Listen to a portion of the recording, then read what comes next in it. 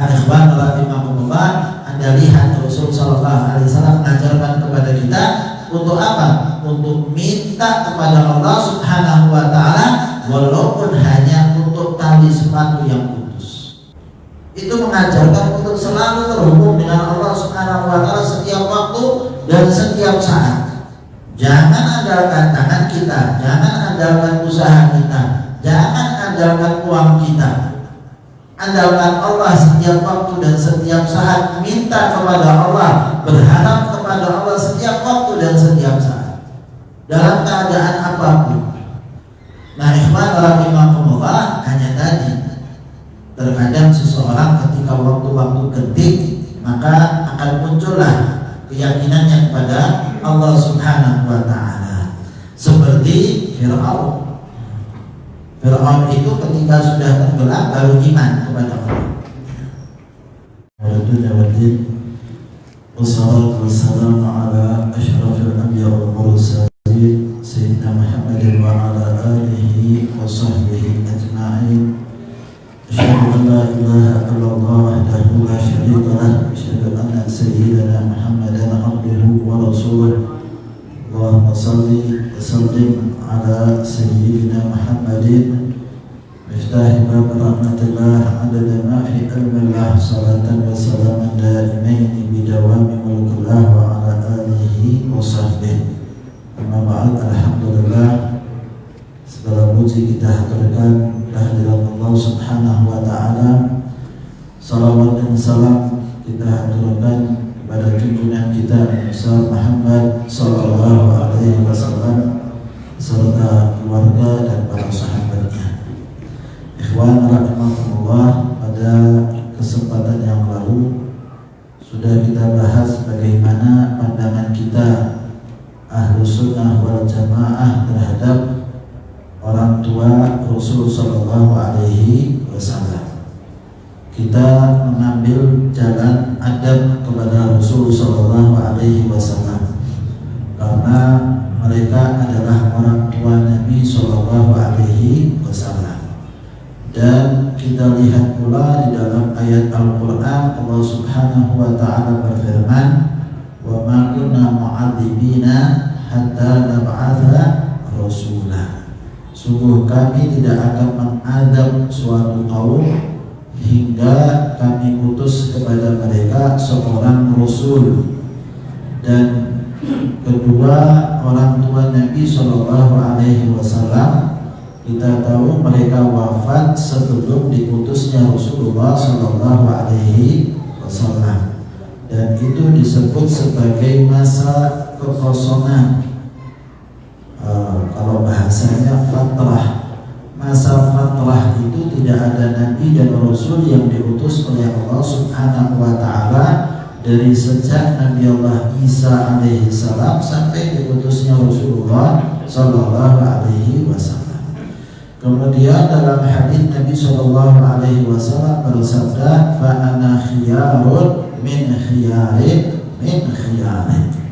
Aku ini dipilih oleh Allah Subhanahu wa ta'ala dari yang terbaik, diambil yang terbaik dan diambil yang terbaik, sehingga keluarlah Nabi Shallallahu Alaihi Wasallam dari orang tua yang terbaik, kakek dan nenek moyang yang terbaik, kaum yang terbaik. Itulah Rasulullah Shallallahu Alaihi Wasallam.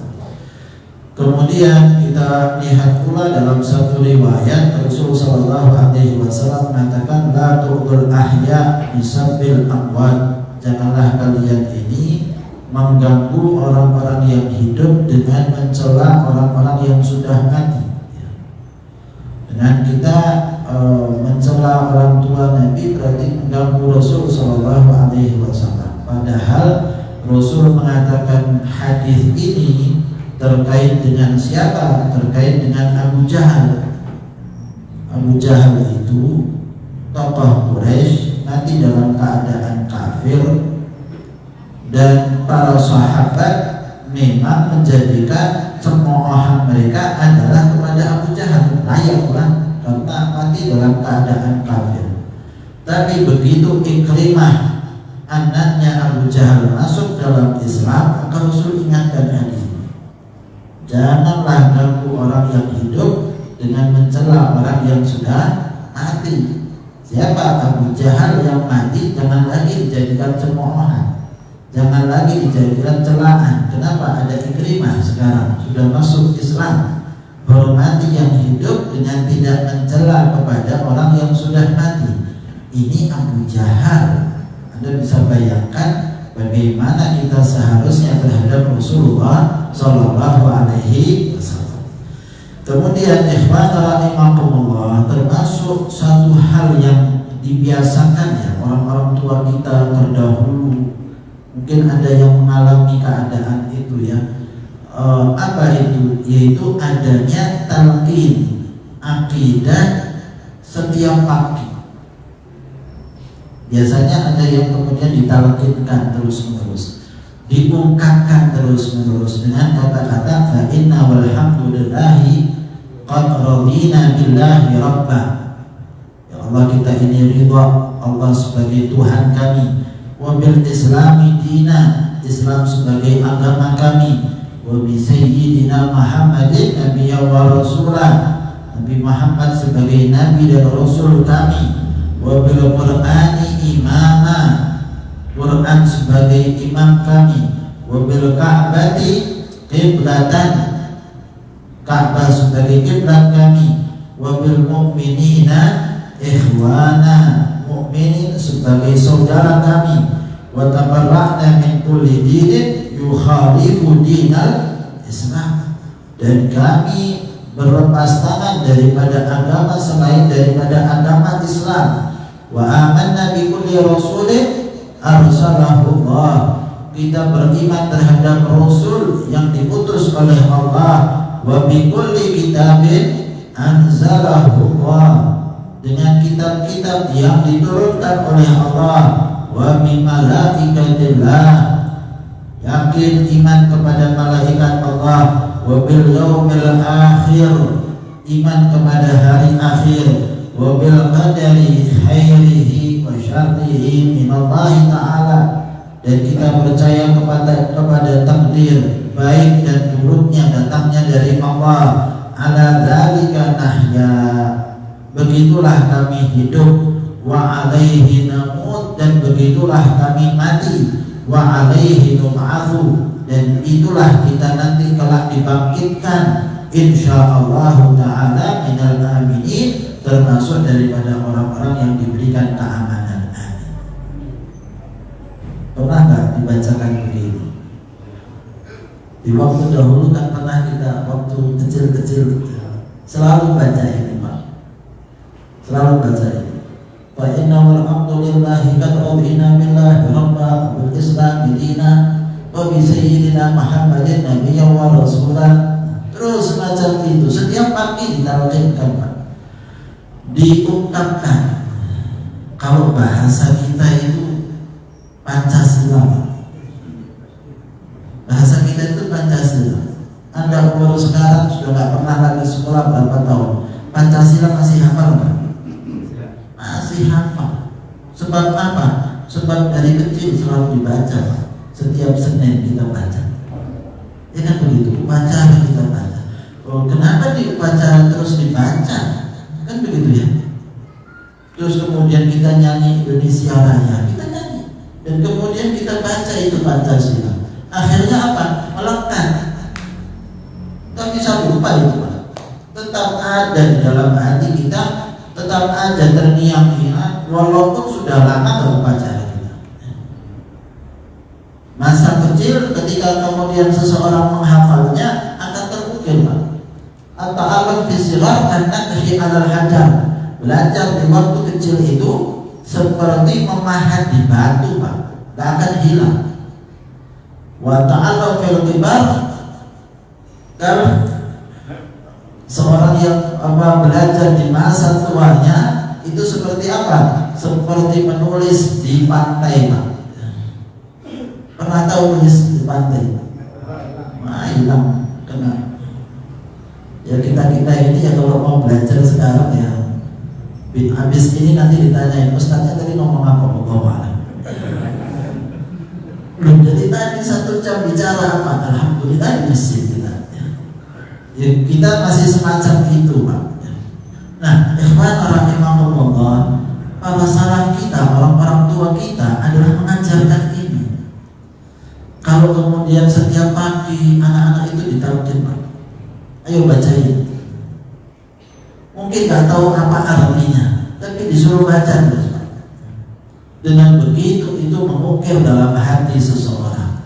Maka ikhwan rahimakumullah, sebenarnya pembacaan talqin semacam ini ada di dalam ayat-ayat Al-Quran. Allah Subhanahu wa Ta'ala berfirman, "Qulu," katakanlah, ya, "Amanna billah."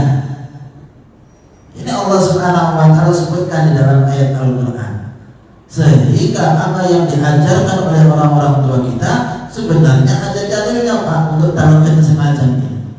"Qulu amanna billah wa ma unzila ilaina wa ma unzila ila Ibrahim wa Ismail wa Ishaq wa Yaqub wal asbati wa ma utiya Musa wa Isa wa ma utiya nabiyyuna min rabbihim la nufarriqu baina ahadin minhum wa nahnu lahu muslimun."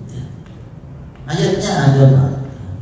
Disuruh oleh Allah untuk mengatakan qulu, katakanlah. Qulu itu artinya katakanlah kepada umum, bukan kepada Rasul. Bukan kepada Rasul. Kalau kepada Rasul kan kita biasanya mengatakan qul, ya.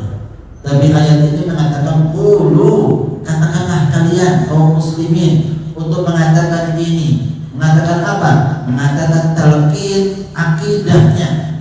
Amanna billah, kita beriman kepada Allah.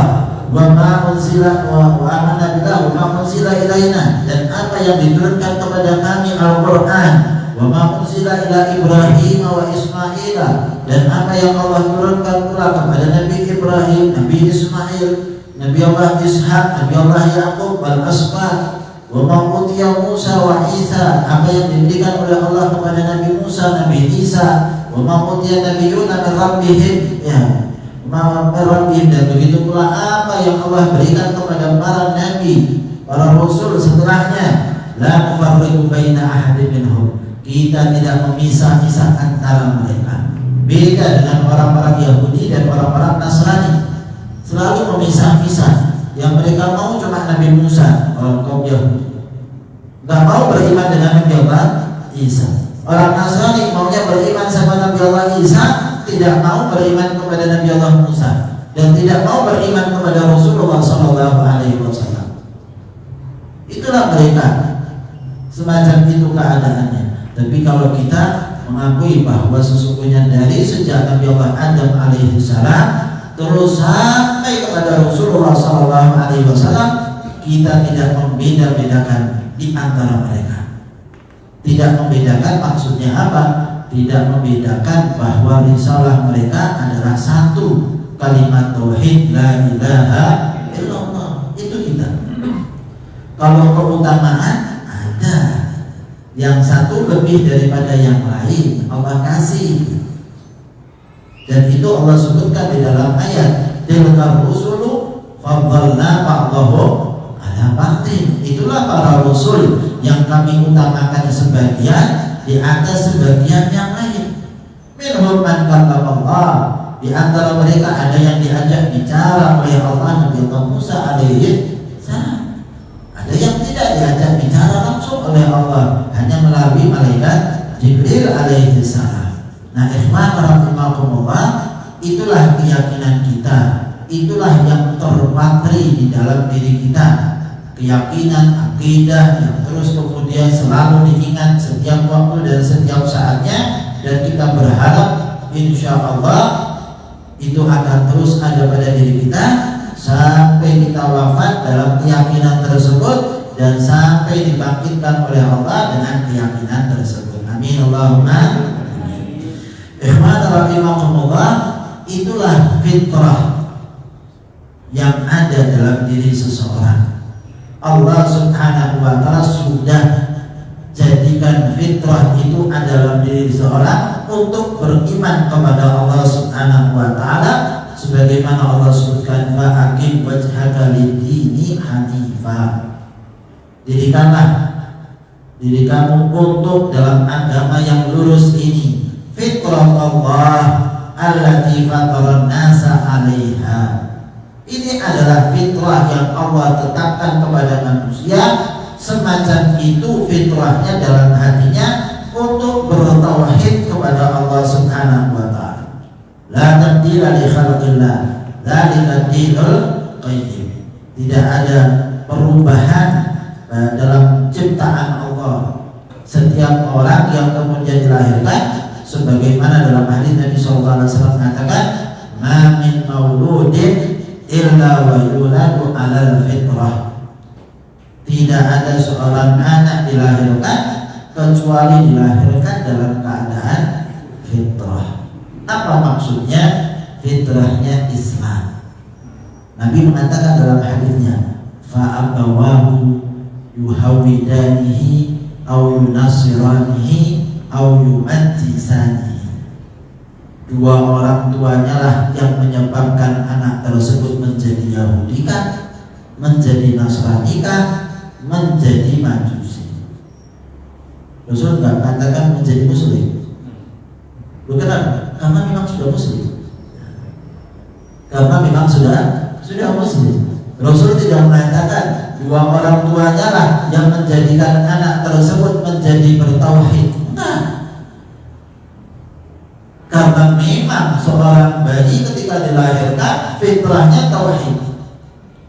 Fitrahnya yakin kepada Allah Subhanahu wa taala. Fa'abawahu, kedua orang tuanya adalah maksud Nabi lingkungannya. Lingkungannya lah yang menyebabkan anak tersebut akhirnya menjadi Yahudi atau menjadi Majusi atau kemudian menjadi Nasrani. Tapi kalau fitrahnya Muslim, mau tahu fitrahnya tetap Muslim kalau dalam urusan yang penting. Fitrahnya itu bakal muncul. Tanyakan saja sama ateis. Orang-orang ateis yang anggap bahwa tidak punya Tuhan, ya. Kalau sudah di atas pesawatnya lalu goncang-goncang, ya. Dia teriak apa? Ya. Mau teriak ateisnya bingung dia mau dari siapa ya? Pasti yang dia katakan Tuhan saya, Tuhan saya. Apalah yang dikatakan? Tapi ungkapannya adalah kepada satu zat dia minta pertolongan dari keadaan yang sulit. Entah ungkapan apa yang dia akan ungkapkan, tapi dia yakin dan percaya ada satu kekuatan gaib yang bisa menyelamatkan dia. Dan itu yang pasti akan dia harapkan di saat-saat penting. Maka kan seharusnya seseorang itu yakin kepada Allah di setiap saat, di setiap waktu. Bukan saat genting saja kita baru mengatakan ya Allah, ya Allah.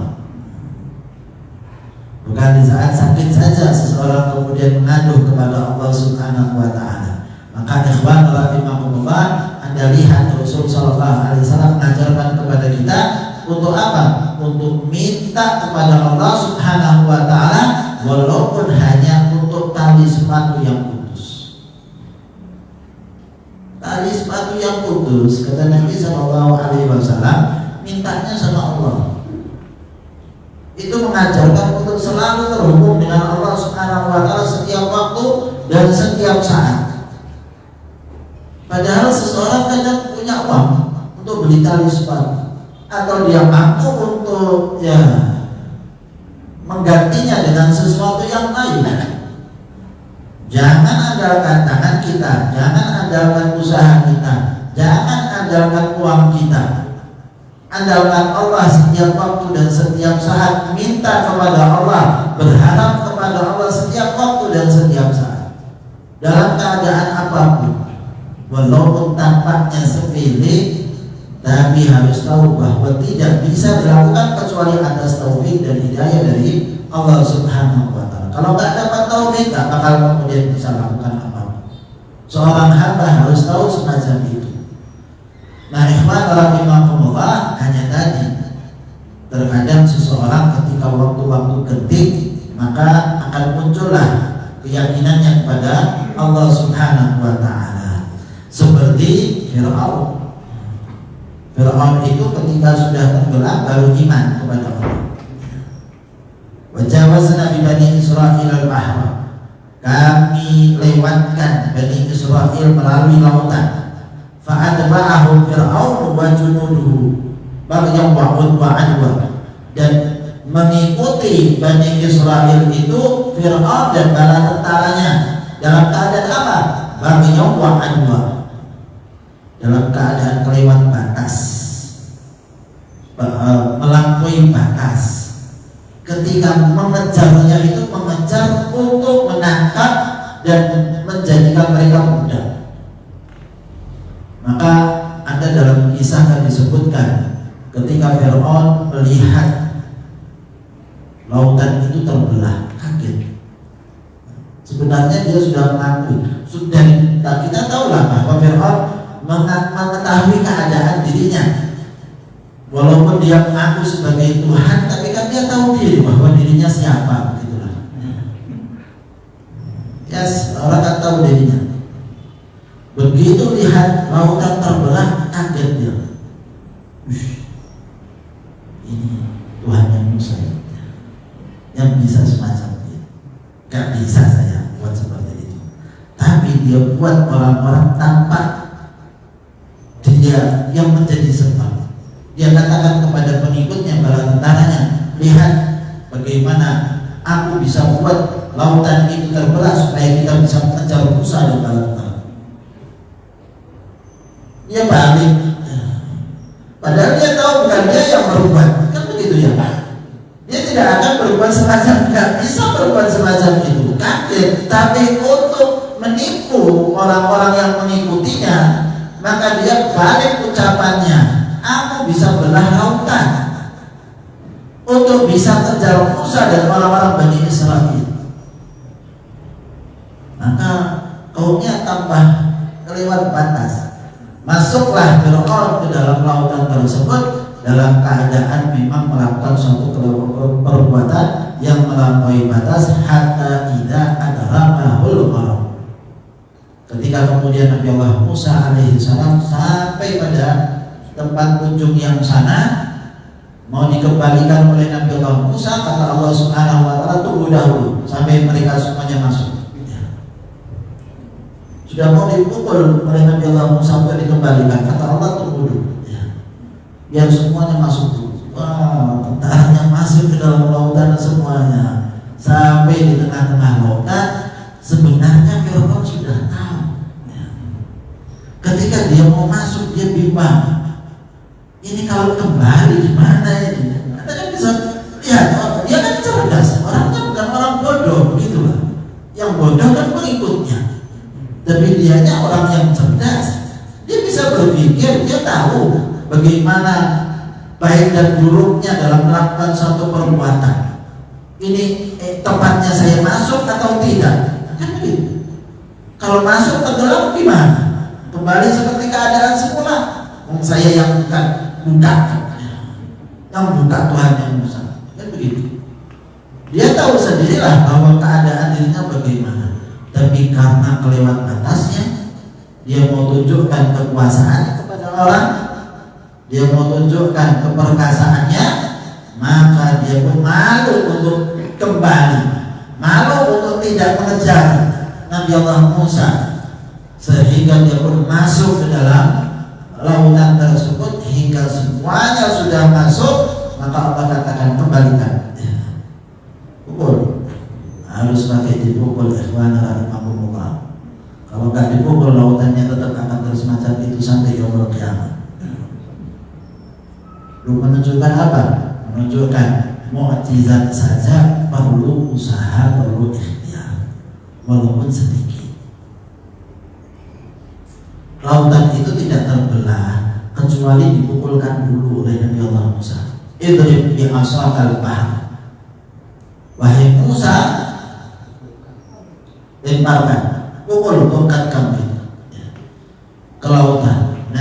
Niscaya akan kemudian akan terbelah lautan. Kalau nggak dipukul kan nggak bisa. Tapi harus pakai pukulan itu aja. Menunjukkan apa? Menunjukkan walau mukjizat saja itu perlu ikhtiar walaupun sedikit, apalagi yang nggak pakai mukjizat. Nggak mungkin kita duduk di masjid lalu rekening kita nambah. Ya, duduk dari pagi sampai maghrib di masjid. Apa ini? Ya, doa semoga ada rekening yang lewat. Nyasar ke rekening saya. Bisa, tunggu aja. Ada kemungkinan yang ada. Silahkan lakukan itu setiap hari dan setiap saat. Sayyidina Umar Ibn Khattab mengatakan kepada yang di masjid dipukul, yang ngapain dari pagi sampai malam di masjid? Pergi ke pasar. Kalian tahu bahwa sesungguhnya langit tidak turunkan dinar dan dirham. Kalau mau dapatkan dinar dirham pasar. Seperti itu beliau mengingatkan kepada orang-orang yang tidak ikhtiar. Harus orang berikhtiar. Sebagaimana para nabi dan para rasul, mereka menimbulkan mukjizat, ada ikhtiar sedikit yang dilakukan, yaitu pemukulan tongkat, hingga kemudian sampailah Nabi Allah Musa di tempat yang satu, melewati lautan tersebut dan diperintahkan untuk kembalikan lagi lautan tersebut, dipukul oleh Nabi Allah Musa alaihissalam kembali seperti semula. Hatta tidak adraka al-gharq, ketika sudah tahu bahwa dirinya bakal tenggelam dan mati, maka Fir'aun mengatakan, amantu annahu la ilaha illahu la ilaha illalladzi amanat bihi banu Israila wa ana minal muslimin. Baru Fir'aun mengatakan, saya beriman dengan apa yang diimani oleh Bani Israel. Imannya tidak langsung ngikut sama Bani Israel. Baru dia menyatakan semacam itu, dan saya termasuk orang-orang yang muslim. Maka Allah kemudian katakan, al-ana, wahai Fir'aun, baru sekarang kamu sudah ada 9 mukjizat datang kepada kamu, dan kamu setiap datang mukjizat selalu ingkar kepada Allah. Ada masa kodok, ya. Ada masa air menjadi darah. Itu kan mukjizat-mukjizatnya Nabi Allah Musa alaihissalam. Ada masa belalang, ada masa bagaimana tongkatnya Nabi Allah Musa menjadi ular, dan kemudian tangannya Nabi Allah Musa menjadi bercahaya. Itu mukjizat fi tis'i ayatin bayyinatin. Ada 9 tanda bukti-bukti kebesaran Allah yang dibawa oleh Nabi Allah Musa alaihissalam kepada Fir'aun, dan bala tentaranya tak ada yang beriman. Dan bisa bayangkan, dari orang-orang Mesir gak ada yang beriman, kecuali siapa? Kecuali istrinya Fir'aun. Kecuali siapa? Rajulun min ali Fir'auna yaktumu imanahu. Ada seorang pembesar keluarga Fir'aun yang masuk Islam, yang akhirnya jadi surat, namanya surat Al-Mu'min. Namanya surat Al-Mu'min, seorang yang beriman. Mukmin satu orang, lainnya ada surat namanya Al-Mu'minun, lain lagi. Orang-orang yang beriman umum, tapi ada namanya surat Al-Mu'min atau surat Ghafir. Itu menceritakan seorang dari keluarganya Fir'aun yang masuk Islam. Rajulun min ali Fir'auna yaktumu imanah. Dia sembunyikan imannya. Dia kasih nasihat kepada Fir'aun dan bala tentaranya. Banyak yang diungkapkan. Allah Subhanahu wa ta'ala jaga orang tersebut sehingga tidak mendapatkan gangguan daripada Fir'aun dan bala tentaranya. Nah, ikhwan rahimakumullah, kita lihat bagaimana Allah Subhanahu wa ta'ala ketika seseorang itu dalam keadaan terjepit, maka iman muncul. Iman barulah muncul. Nah, kemarin kita sudah bahas kalau Fir'aun saja ketika sudah di akhir hayatnya beriman.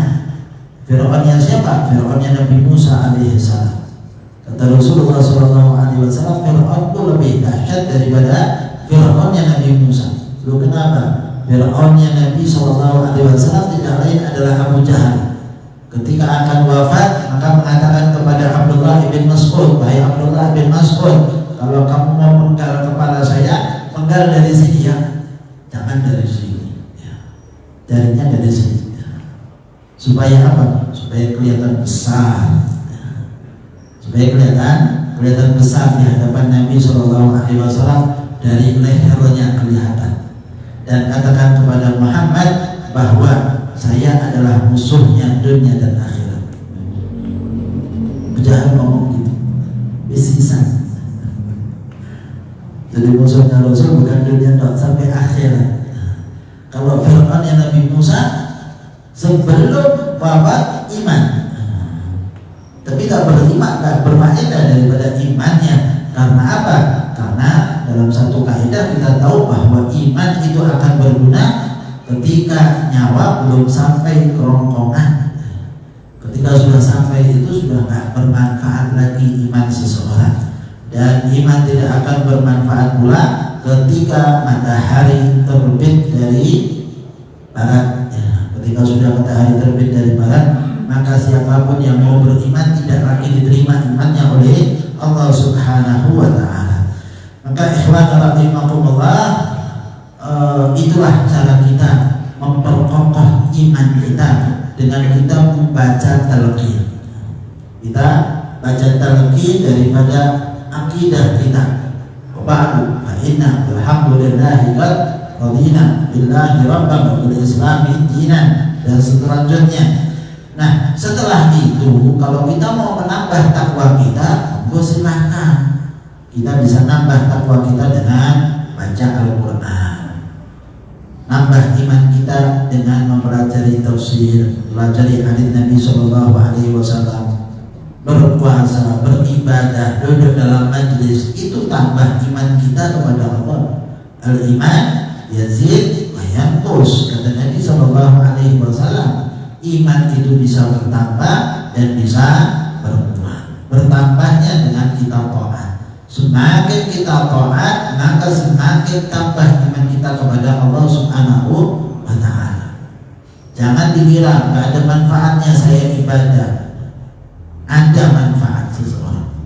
Ketika dia bertambah, sholatnya terus-menerus, maka itulah sebabnya kenapa kita ini kalau sholat ibadah harus istiqamah. Sholatnya 5 waktu. Saya sholat tapi tidak khusyuk. Tunggu aja lah masanya, nanti akan bisa khusyuk. Tunggu masanya, nanti akan hadir hati kita. Tapi ini harus dikerjakan. Jangan dikatakan, oh saya tidak khusyuk, sudah tidak usah mengerjakan saja. Buat apa saya datang ke majelis? Ternyata saya datang majelis tidak ada manfaatnya. Ulang, tidak dapat apa-apa. Ilmu lupa semuanya. Datang majelis. Lo kenapa? Nanti akan bertambah. Pemahaman seseorang itu nanti akan bertambah setelah lama dipupuk. Setelah lama dia dipupuk, maka akan bertambah keyakinannya kepada Allah Subhanahu wa Ta'ala. Maka ikhwan rahimakumullah, silahkan kita tambah ketaatan kita, dan itu akan menambah keimanan kita kepada Allah Subhanahu wa Ta'ala. Termasuk di antaranya adalah kita duduk bersama dengan orang-orang yang saleh, duduk sama orang-orang yang dekat kepada Allah Subhanahu wa Ta'ala, dan dengan kita melihat mereka, duduk bersama dengan mereka, akan mengingatkan kita kepada Allah Subhanahu wa Ta'ala. Imam Ghazali menyebutkan dalam ungkapannya, bukanlah jalan memperkuat keyakinan itu dengan mengetahui cara berdebat, namun hendaklah sibuk baca Al-Quran dan memahami maknanya. Perhatikan, Imam Ghazali mengatakan dalam ungkapannya, tidak akan bertambah iman kita kalau kita pandai berdebat. Kita tahu dalil-dalilnya. Setiap orang duduk kita bisa katakan dalil-dalil mereka. Kata beliau apa? Tidak tambah iman kita. Kita bisa berdebat, kita bisa kalahkan orang, kita bisa bungkam orang dengan dalil-dalil kita, sungguh tidak akan bertambah iman kita kepada Allah. Kata Nabi SAW bahwa seseorang akan meninggalkan perdebatan sedangkan dirinya benar, maka akan dibangunkan istana di atas surga Allah, di surga yang paling tinggi. Kalau dia tinggalkan perdebatan sedangkan dia salah, maka Allah akan bangunkan istana di pelantarannya. Lihat bagaimana meninggalkan perdebatan malah dikasih pahala oleh Allah Subhanahu wa Ta'ala. Sungguh tidak akan menambah iman seseorang dengan dia berdebat, tapi akan menambah iman seseorang dengan amal soleh.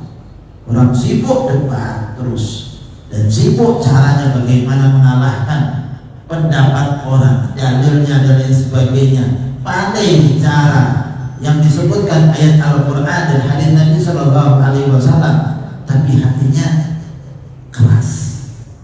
Itu yang terjadi.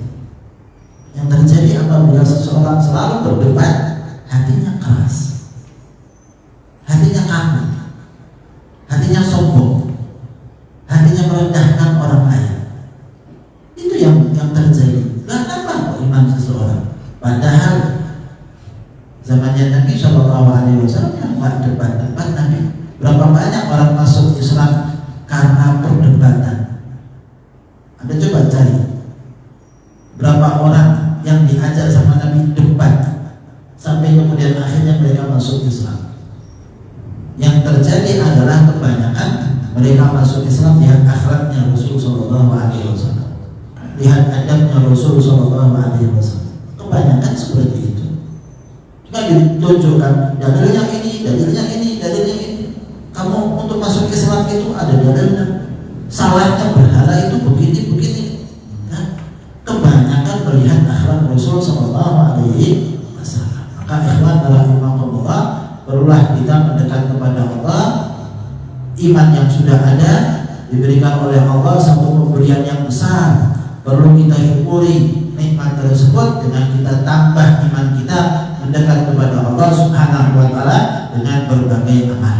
Monggo silahkan bapak-bapak, ibu-ibu, ada yang mau ditanyakan berkaitan dengan apa yang kita bahas maupun yang lainnya. Masih ada waktu, ada isya sampai jam 15. Betul, 3 menit, 5 menit, 10 menit. Betul. Sholat Jumat bisa dijamak maksudnya ya. Sholat Jumat apakah bisa dijamak dengan sholat asar apabila kita musafir? Bisa saja, boleh saja, tidak ada masalah. Jadi apabila kita musafir, sholat istilahnya sholat Jumatnya setelah kita sholat Jumat jamak takdim, kan berarti semacam itu. Kalau jamak takdim harus cepat antara sholat Jumatnya dengan sholat asarnya. Jadi tidak boleh diselingi dengan 2 rakaat ringan. Jangan kita pikiran. Kalau pikiran lama nanti akan menjadi pemisah antara sholat zuhur dengan sholat asarnya. Sehingga harus cepat. Silahkan sholat Jumatnya dengan sholat asar boleh saja di jamak, boleh. Ada lagi yang lain? Ibu-ibu silakan. Jangan malu bertanya, nanti sesat jangan.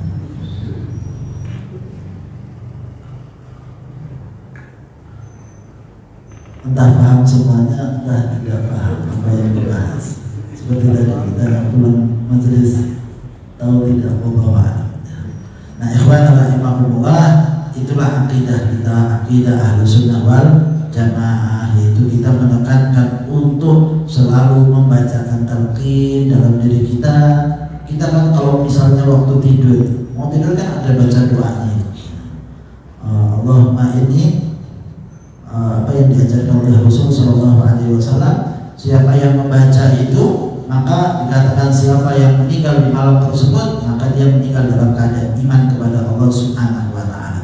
Di dalam doa tersebut, di dalam zikir tersebut yang diajarkan oleh Nabi Shallallahu Alaihi Wasallam adalah kita meyakini kepada para nabi, para rasul yang diutus oleh Allah dan kepada kitab-kitab yang diturunkan oleh Allah Subhanahu Wa Taala. Itu disebutkan dalam hadis. Ya, silakan. Ini kesalahan perkara. Bila seorang laki-laki yang sudah berkeluarga ditinggal istrinya pergi tidak tahu tujuannya, apakah boleh menjatuhkan talak tanpa pengetahuan istri? Ya. Jadi seorang laki-laki suami kemudian ditinggal oleh istrinya, tinggal kemana? Merantau. Merantau. Tujuannya pertama kerja tapi tidak kerja itu. Ya. Apakah boleh menjatuhkan talak kepada istri sedangkan istri tidak ada di hadapannya? Talak tidak harus di hadapan istri. Ya. Secara syariat ya, secara syariat bahwa talak tidak harus di depan istri selama dia sebutkan namanya. Saya misalnya, ini misal loh ya, bukan kejadian sebenarnya ya. Seorang kemudian mengatakan kepada istrinya, saya talak istri saya yang namanya fulana, dia sebutkan namanya jelas, ataupun memang dia punya istri cuma satu saja, itu yang dia miliki, maka kemudian dia sebutkan saya talak istri saya, maka sah menurut syariat. Sehingga sudah jatuh talaknya secara syariat ya, tetapi secara formalitas kenegaraan tentunya perlu ke pengadilan dan lain sebagainya. Tetapi secara syariat sudah dianggap sah. Dan yang diperlukan adalah pemberitahuan kepada istri. Itu kan yang perlu. Kenapa kemudian kita ketika mengucapkan talak perlu ada saksi, walaupun itu tidak wajib ya, walaupun itu tidak wajib, adalah pemberitahuan kepada istri bahwa istrinya sudah benar-benar ditalak itu secara syariat, supaya dia tahu bahwa ketentuannya dan sudah selesai masa iddahnya dan lain sebagainya, dia harus tahu. Sehingga dikasih tahu dalam hal ini. Tapi apakah sudah sah dengan ungkapan seorang suami mentalak istrinya tidak di hadapan istrinya? Sah saja. Jadi kita ini harus hati-hati ya sebagai laki-laki. Sebagai laki-laki itu kita diberikan ya apa istilahnya hak untuk menceraikan istri, kan begitu ya. Istri kalau ngomong minta cerai terus selama suaminya tidak mengiyakan dan tidak mengucapkan, maka tidak sah. Tapi kalau suami mengatakan itu ucapan cerai, maka akan sah walaupun main-main, walaupun sedang marah ya, walaupun gurauan, walaupun ya apa. Makanya kan saya tadi ketika saya ngomong, saya ingatkan ya ini saya bukan saya loh, hanya mencontohkan boleh. Maka dalam hal ini hati-hati. Kita gurauan sama istri atau sama seseorang, kita lagi gurauan sama teman kita, malam-malam jagongan sampai jam 1 malam, kemudian coba ngomong, akhirnya dia ngomong. Ketika kemudian dia bicara semacam itu, sah, sudah terjadi laporan. Maka kita harus tahan diri kita, tidak bicara. Marah tetap saja sah. Gak ada mau talak, yuk talak yuk. Gak ada ya. Namanya talak pasti biasanya terjadi karena perselisihan. Biasanya karena marah. Maka ketika marah seorang suami tidak boleh mengucap talak. Ketika dia mengucap talak, maka itu sah. Lu kemarin ngomong waktu marah talak, kemudian ini talak lagi, kemudian ini talak lagi, ya sudah 3 talak. Jatuhkan istri 3 talak, gak bisa lagi kembali kepada suami kecuali menikah dengan laki-laki yang lainnya. Maka dalam hal ini harus hati-hati. Seorang laki-laki pegang dirinya tidak mengucap talak dalam seumur hidupnya kecuali memang diperlukan dalam syariat. Saya kira itu Pak. Ya. Paham? Wallahu a'lam bishawab. Semoga Allah berikan kepada kita ilmu yang bermanfaat, ilmu yang mendekatkan diri kita kepada Allah Subhanahu wa taala. Jadikan kita sebagai orang-orang yang mencintai Allah, mencintai Rasul sallallahu alaihi wasallam di akhir usia kita dalam keadaan husnul khatimah. Amin amin ya rabbal alamin. Wassallallahu ala sayyidina Muhammadin wa ala alihi washabihi wasallam. Alhamdulillah.